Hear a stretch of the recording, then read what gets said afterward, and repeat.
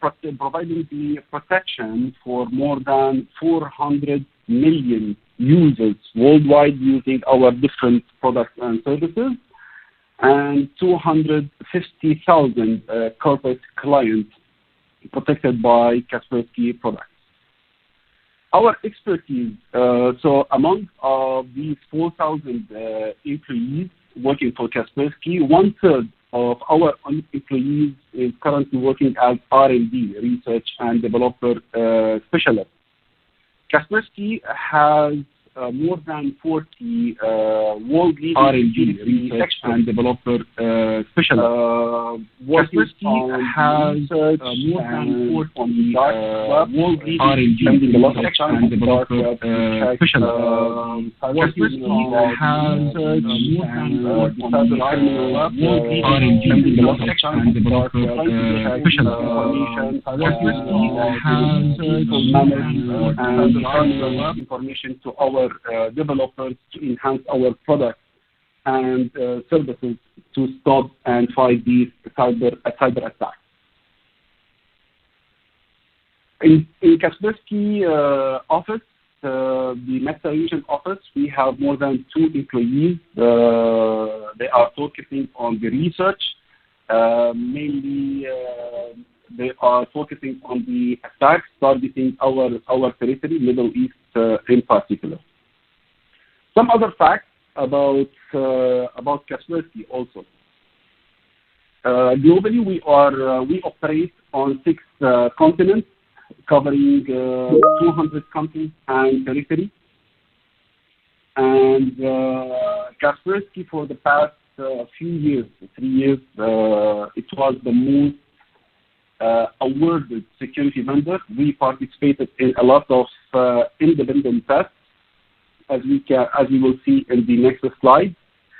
In terms of collaborators, we participate in joint operation and cyber threats. We have our cooperation with a lot of law enforcement entities in different countries, especially in the Middle East.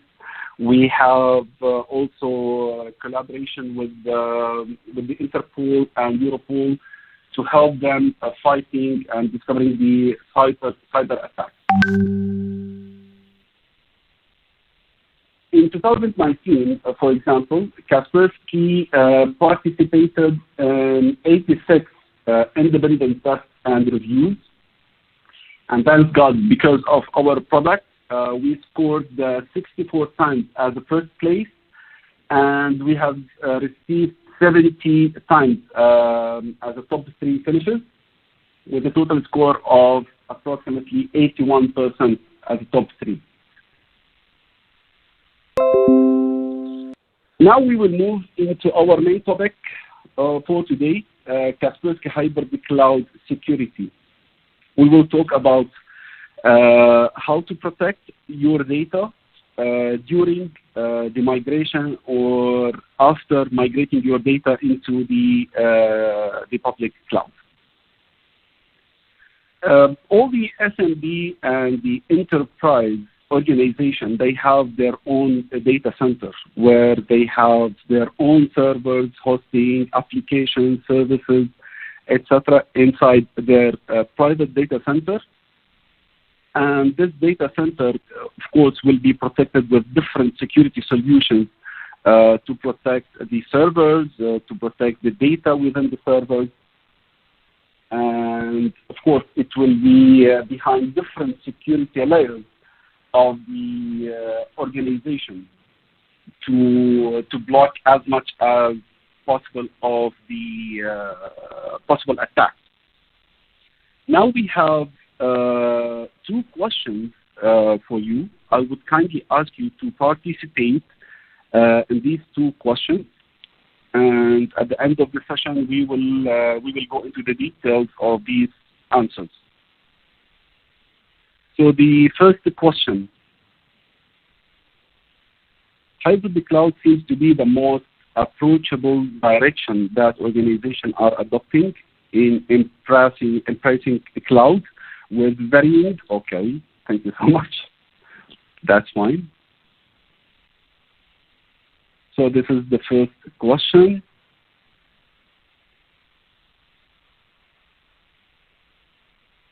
Okay.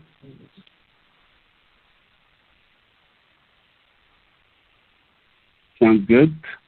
The majority of the answers so far are correct.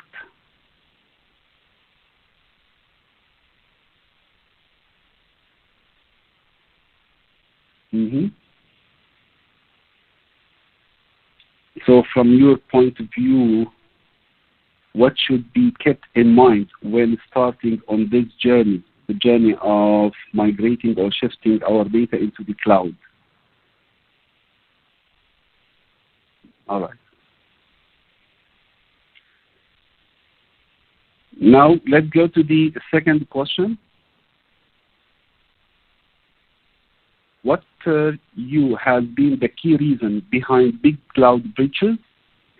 Is it because of poor security practices by the CSPs, or because the responsibilities were unclear?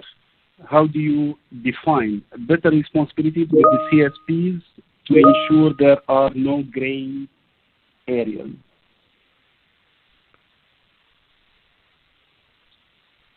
Exactly. The majority so far, the majority of the answers is clear. Sounds good. Do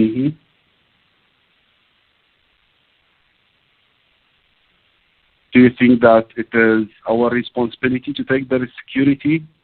All right. Now, let's continue the presentation. Thank you so much for your participation in the full question. So as Darwin explained in his presentation, a lot of organizations, they have decided to shift some of their data center into the cloud, or they decided to migrate their entire data center into the cloud. So during this process, we need to consider the possible threats or the possible attacks, the risks, when we will migrate our data into the cloud. The most important part here, when we will have a proper plan to migrate our data into the cloud, is to understand exactly which data can be migrated into the cloud. Is it possible to migrate all the data, all the application services and servers into the cloud or not?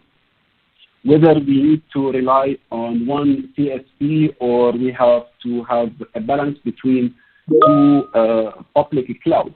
So this is a very important question we need to think about during the planning into the migration.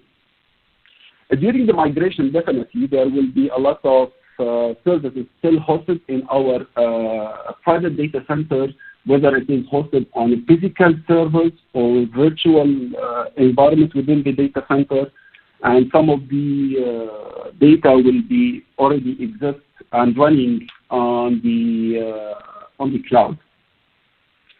Now, we should understand during the migration there will be no gaps, there is no gray areas where the cyber criminals will use these gaps to attack our environment. So the security officer, they should have a proper plan and some backup plans during the migration.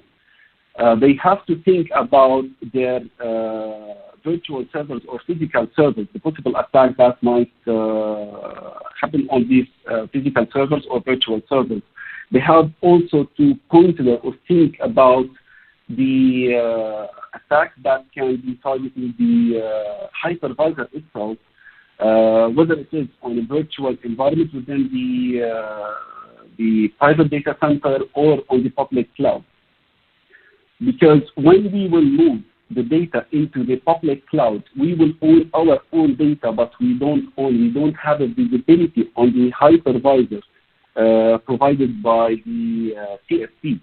So also we need to check about the vulnerabilities in some protocols and applications. So all these risks have to be considered during the migration.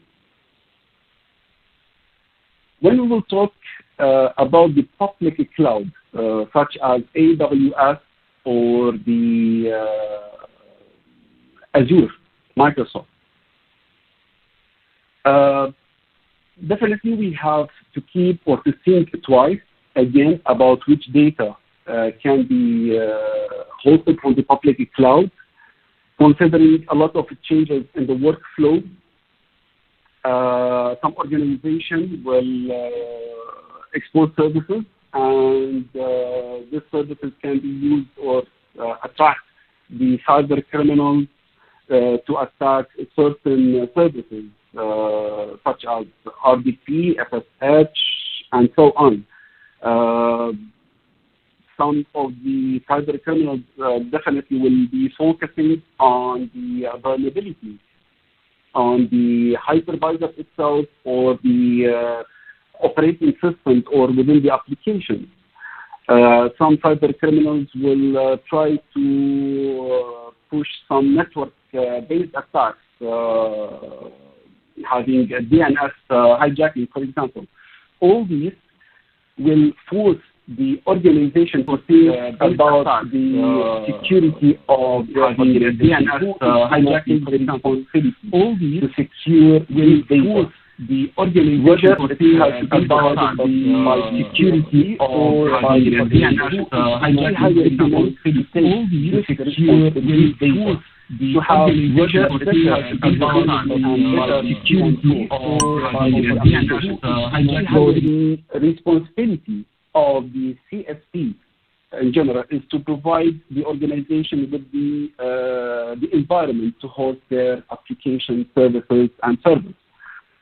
So the most important part for them is to have their services or their servers always available, and we should have a proper understanding with the CSP about the responsibilities of securing this data. So as I said again, it is highly recommended to have the security as a part of your responsibilities. Do not rely on the CSP, because once you have the control of securing your data, the operating system, the vulnerabilities, if any, if it is detected on the servers or the services, who will be doing the patching? It is very important to take this responsibility. So Kaspersky has a design solution or special solution called Kaspersky Hybrid Cloud Security to exploit the technological advantages that hybrid cloud offers, following the changes in your infrastructure, whether it is located on your private data center or on the public cloud or during the migration. So Kaspersky Hybrid Cloud Security will provide the security officer with a lot of technologies and features which will help them to have a consistent visibility and control on the operating system and the applications, automated provisioning, rich and flexible reporting about the protection and the status of the protection on every application and server hosted on the cloud. And definitely the core features of the solution is to prevent the threats, even the advanced and complex malware. So when we are talking about consistent visibility and control, Kaspersky Hybrid Cloud Security is fully integrated with AWS and Azure APIs. The administrator or the security officer is going to use a single management console called Kaspersky Security Center Cloud Console. I think if you are already using one of our enterprise solution. So you will be familiar with Kaspersky Security Center.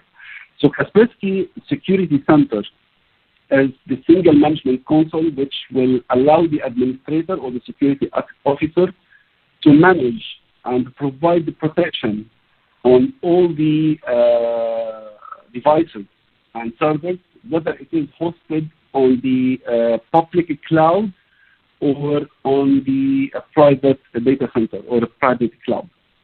So regardless if your servers hosted on Azure or on AWS, you can use one single management console to have a continuous visibility and taking the control of the running applications on each server.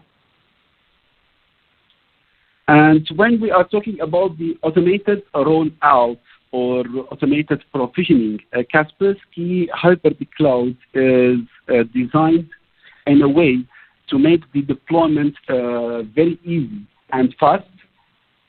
You just need to check the predefined set of policies and tasks, which is already created on the hybrid cloud. You just need to view and check the policy, whether it fits your need or you need to do some changes. Then you can push it onto the protected machines on your environment. In terms of licensing, also Kaspersky Hybrid Cloud Security has very easy methods to purchase the solution. So, for example, when we are talking about AWS or Azure, the product is available on the marketplace.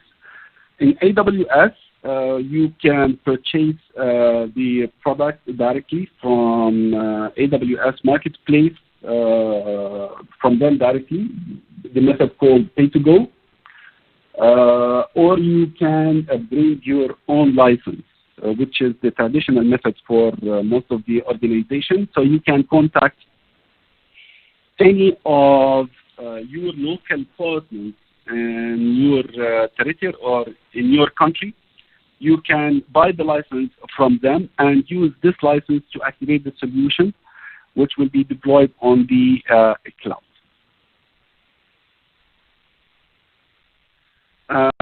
Now we will continue with the hybrid cloud. We will talk also about the private cloud, talking about the security on your virtual environment within your data center.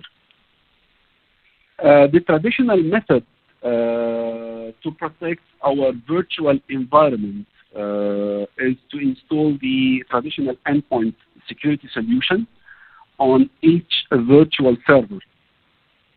Actually, this method is acceptable for the organizations who have a very strong virtual environment, very powerful virtual environment, or maybe they are not paying their electricity bill.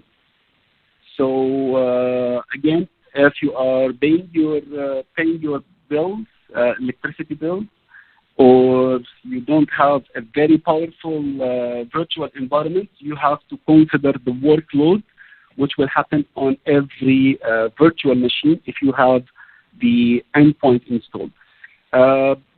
It has a lot of cons, let's say, if you have the endpoint on the machine, because each endpoint security solution will work independently on every single machine. So let's say if you have a signature update, you have to push all these updates to every single server on your hypervisor separately.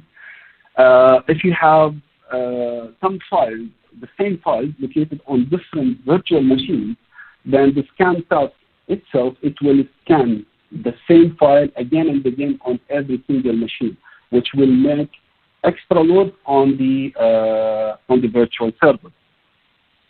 So Kaspersky actually focused on this area and provided the capability to have the same security level on the virtual environment with let's say, a minimum impact on the virtual machine.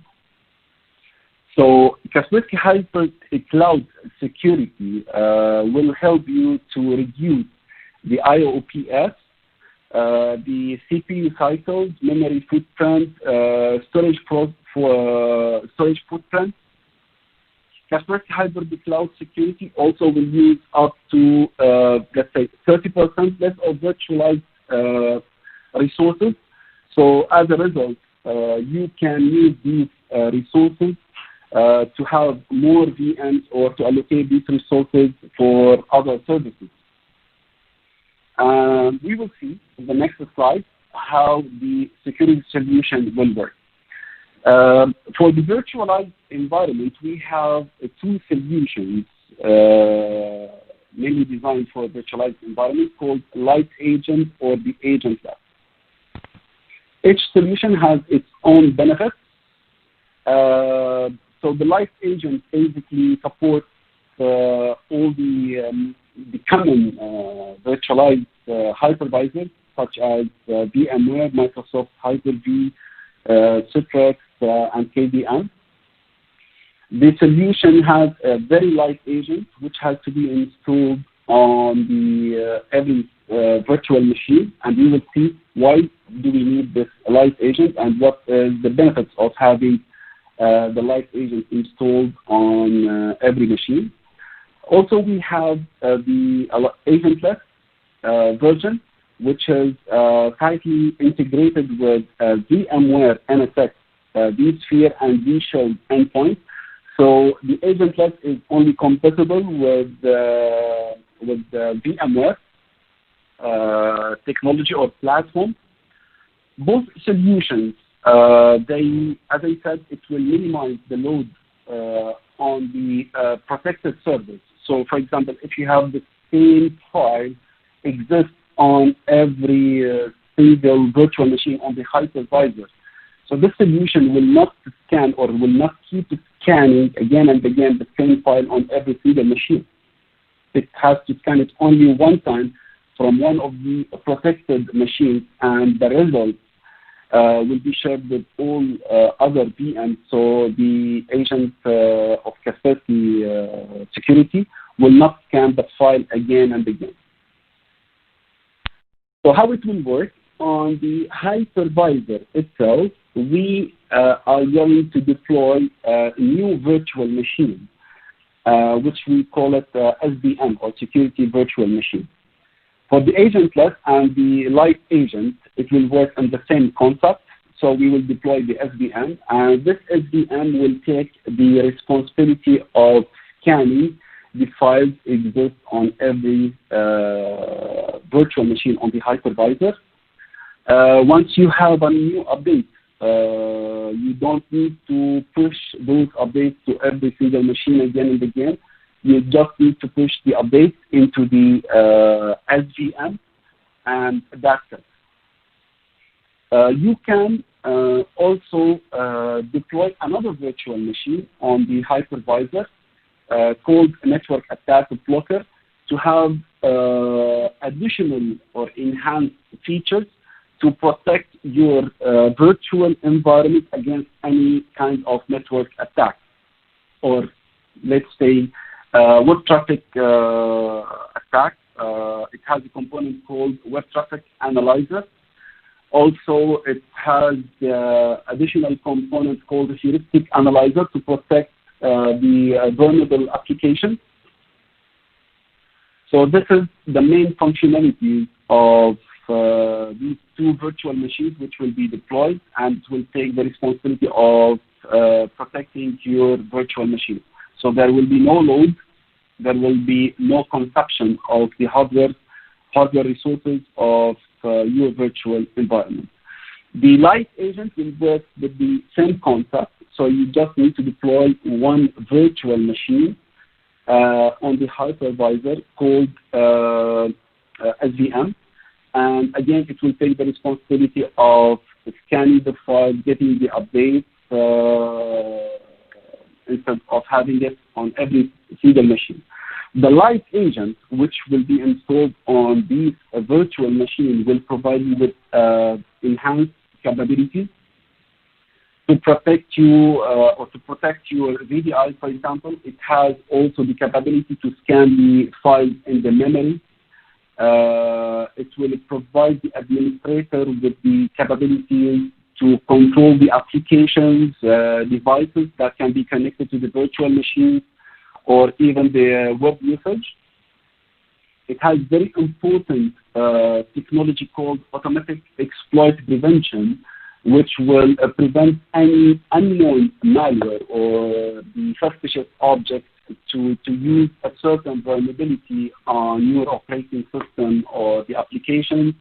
Another technology which is also very important in the light agent called the anti-crypto for virtual desktop, which is mainly designed to protect your virtual environment against the ransomware tool.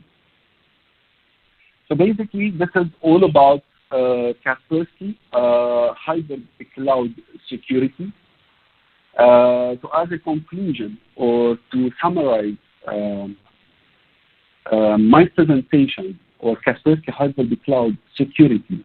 So Kaspersky hybrid cloud security is a solution which has been designed specially to exploit the technological advantages that, again, as I said, the hybrid cloud offer, following the infrastructure changes and delivering a powerful security technologies with optimum speed and resource efficiency. Our standard protection capabilities, together with the unified Kaspersky Security Center for all physical and virtual endpoints, wherever it is based, whether it is on the public cloud or the private cloud, will enable the administrator to roll out the hybrid cloud project at your own pace, smoothly, with less pressure on your IT department. So that was all about my presentation. I would like to thank you so much for paying attention, for attending the session, this webinar today. In Kaspersky, we will be more than happy to hear from you after the session. So we have a few questions to evaluate my presentation for today, whether you would like to hear from us just right after the presentation. I would kindly ask you to participate. Thank you so much for your participation. Yes. Right, thank you. Thank you for sharing your insights today with all of us. I'm 100% sure that the attendees today have taken something valuable back to the organization. So please do rate the session, and please let us know if you would like to hear from Kaspersky further. Your feedback is extremely important to us, and you can rate it directly on your screens. Do remember that we'll now move over to the insights and discussions part after this particular feedback. And please keep your questions coming in. I'm seeing that there are a lot of questions already in place. However, the more questions you ask, the more interactive the session becomes for us. And I assure you that I will do my best to pick up as many questions as possible. But there are already a lot of questions. I'm not 100% sure if I can do all of them. So once again, thank you, Zahid, for the very informative presentation. Now, taking our discussions further, I have a little question that I want to ask you. Now, how will a hybrid cloud and eventually a cloud-only strategy impact my endpoint security for business users? Okay, so as I said in the presentation, Varun, the organization, they should think twice when they are planning to migrate or shift their private or their data center into the cloud. There should be no gap. There should be no interruption during the migration.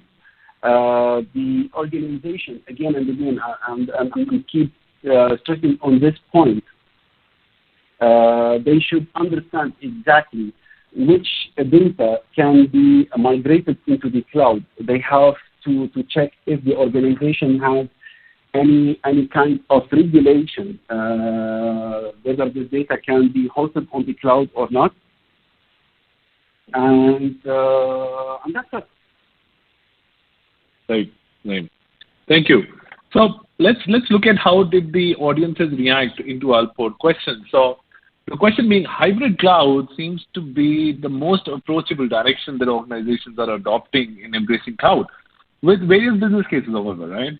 What are the key blueprint security considerations that should be kept in mind when starting on this journey? So about 55% of people said they define the data application that can be migrated into the cloud. And about 21% said understanding the responsibilities of the CSP and the owner, right? While there are, which is a worrying number, there are about 12 participants that said that we can migrate all data at once. However, I don't agree with this. What's your thoughts on this particular response? Definitely, Varun. When the organization will plan to move into the cloud, they should define which data. Again, it has to be migrated into the cloud, and the most important thing also to have the understanding of the responsibilities of the CSP. I mean, we should not rely on the services or the security layer which will be provided by the CSP, because in case of any vulnerability detected, it has to be our responsibility to patch it or to fix this vulnerability. Also, we don't know the attacks that if there's any attack happening on the hypervisor, because for us as an organization, our servers might be hosted on a hypervisor, which also hosts some other servers for different applications, for different organizations. Sorry. So the first two questions, I think the majority of the answers were correct. We need to define which data or applications can be migrated into the cloud, and have a better understanding of the responsibility of the CSP. Absolutely agree with you. Though I would also want to address, the 17 people who actually kind of selected the last two options. I don't think mitigating or migrating all the data at once is the best strategy to go forward with cloud migration, because you're going all in, right? I think it's important to create a blueprint in a way that there's an eventual rollout system in place, right? So yeah, absolutely. And sorry for interruption, Varun. Yes, yeah, no. Absolutely. We should not consider the migration at once. Okay, to migrate all the data at once into the cloud, right? Correct. Right. Absolutely. And also, though CSPs do offer a lot of security benefits as part of incremental plans like gold, silver, platinum, whatever, there are organizations that should consider various security controls in place. Now, security features, one has to remember that there will be a conflict of interest. So you do have to look at certain other aspects, when planning security from an architecture perspective, while also ensuring that there's a governance layer on top of this data monitoring happening, right? So that's why I wanted to understand, put these two in perspective as well, because it's important to give a that complete picture as well. That's what I thought. But moving on, thanks Zahid for that insight. I think that was very valuable. Moving on, Zahid, so we have gone from a centralized age to a decentralized one now, right? And now in a way we are headed to a stage where everything is centralized and decentralized at the same time, right? And both come with their pros and cons. Now, in today's time where privacy is paramount and threats landscape is expanded, what key security threats are easily mitigated in a cloud-based strategy?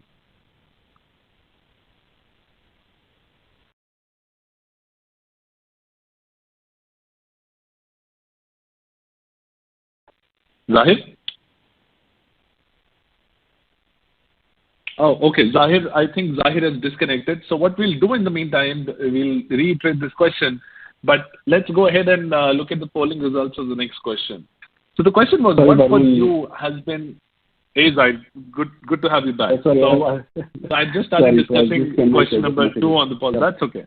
That's fine.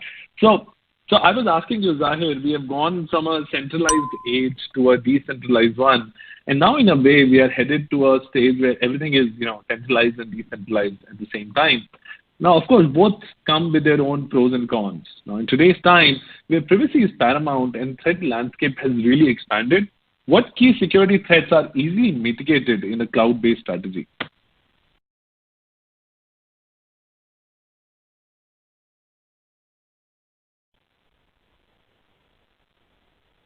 Zahir, do we have you?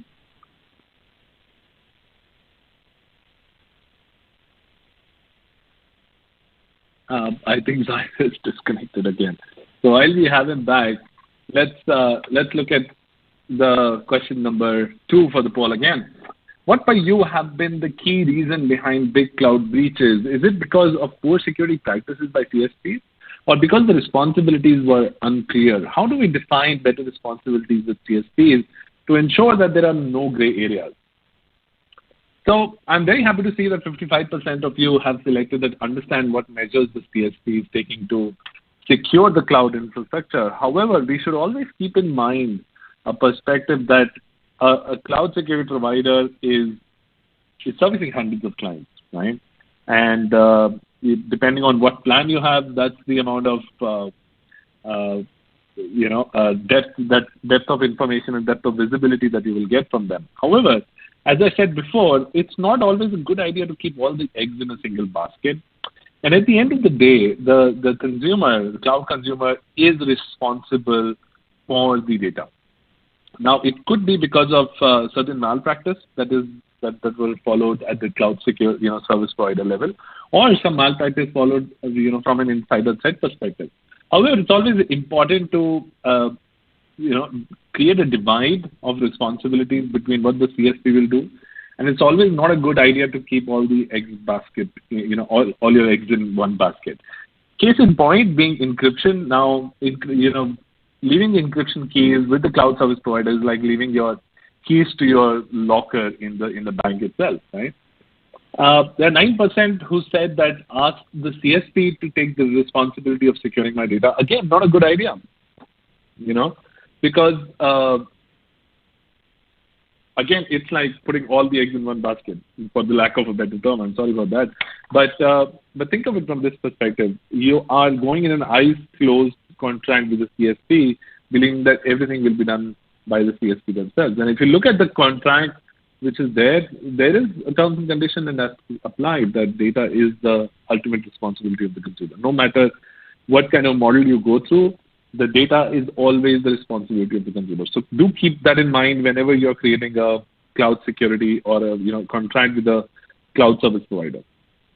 There's also a 35% of you that say that follow the regulatory compliance and regulatory recommendations, though they are an excellent way of identifying what are the frameworks that I have to look at when I am designing my security. It is also important to look at what other information is available, right?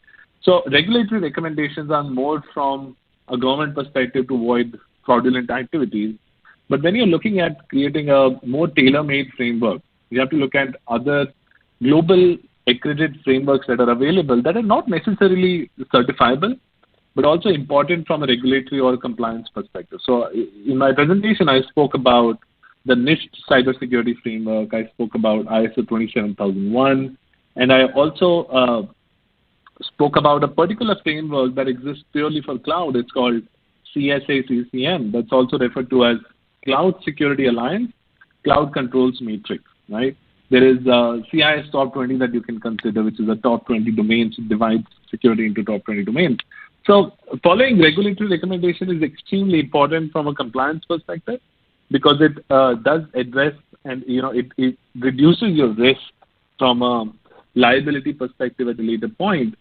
However, it's also important to adapt and look beyond the reach of what is enforced upon you, right? So when you look at those more open frameworks, you can cherry pick whichever framework that you would want, and then you can proceed forward into implementing those frameworks. So a lot of organizations that I know of are actually creating their unified control framework, where they take recommendations from international frameworks and they create their own little security framework, which is then delve deeper into policies, procedures, and controls, and then rolled across the entity. Now, I think Zahir, we have you back on the call, I believe. Yes. Sorry for the interruption. Zahir, perfect. I had the call for more than 1 hour or 2 hours. Yeah. So. Okay. Yeah. Sorry. So your thoughts on this? Yeah, your thoughts on this particular question and the survey result? Yes. I can see that the majority also of the question or the answers were correct. Understand what measures the CSP is taking to cloud infrastructure. I've heard part of your comments, Barun, actually. It is absolutely correct to check the regulation and some recommendation from the regulatory, such as, for example, PCI. If you are going to, for example, PCI, they have some recommendations for some financial institutes if they want to host their services on the cloud. So they have a set of regulations which has to be followed by the organization before migrating their data into the cloud. Absolutely. So that brings me to my to another question that I have. I don't know if this question is jinxed, because every time I start asking this question, we get disconnected. So I think third time is the charm. So let's find out now. Okay. We have gone from a centralized age to a decentralized one, and now in a way we are headed to a stage where everything is centralized and decentralized at the same time. Both come with their pros and cons, and in today's time where privacy is paramount and threat landscape is expanded, what key security threats do you think are easily mitigated in a cloud-based strategy?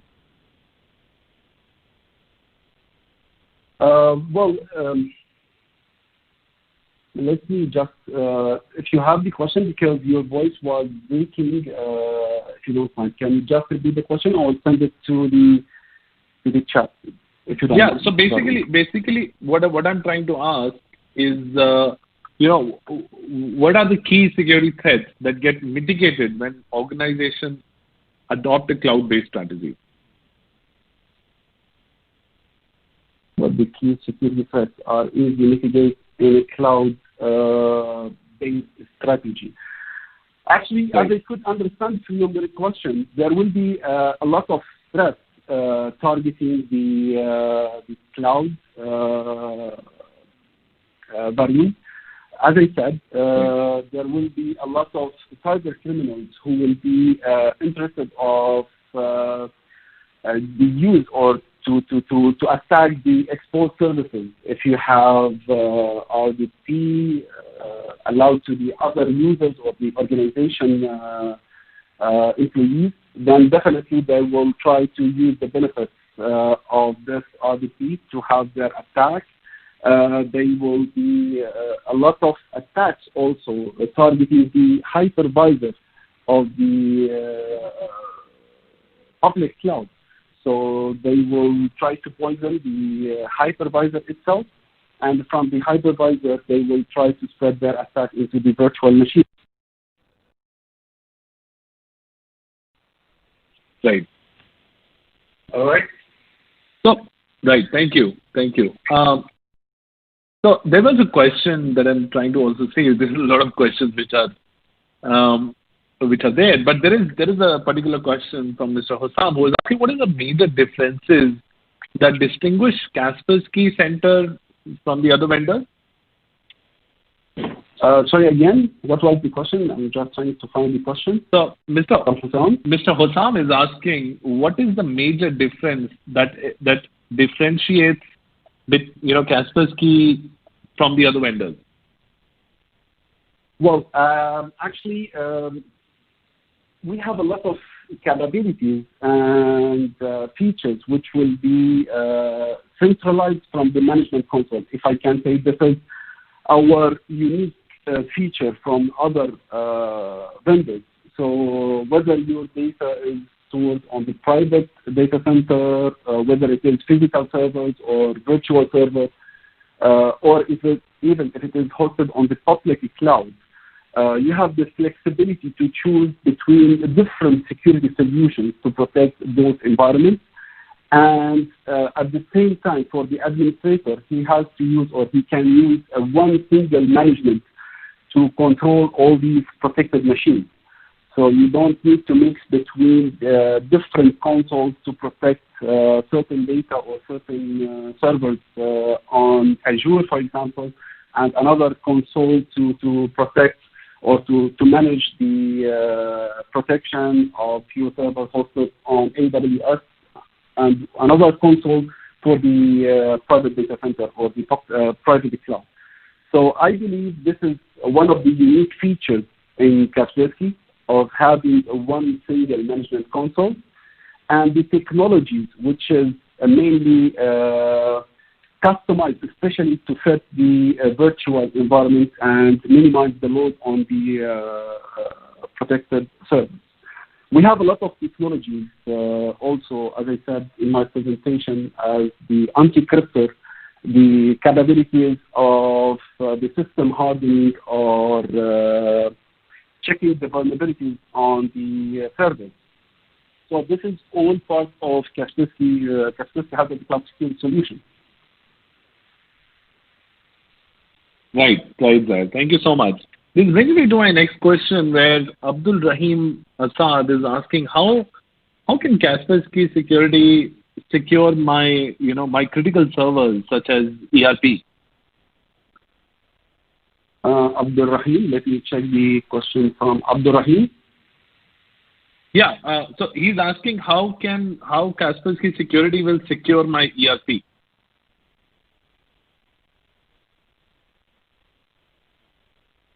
ERP? Yeah. Well, first of all, we are working on the operating system. We are trying to secure the operating system and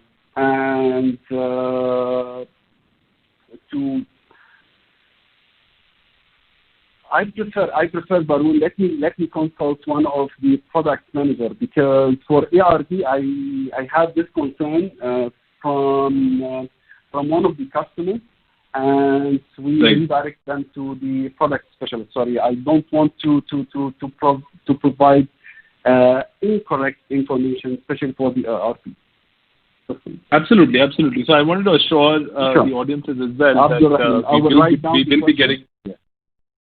Yeah, for sure. We'll anyway get back to you with the questions which are there, which we can directly. It will be great. Yeah. Correct. Correct. So great. Thank you, Zahid, for this. So I think this brings us to the end of our webinar as well. Please do.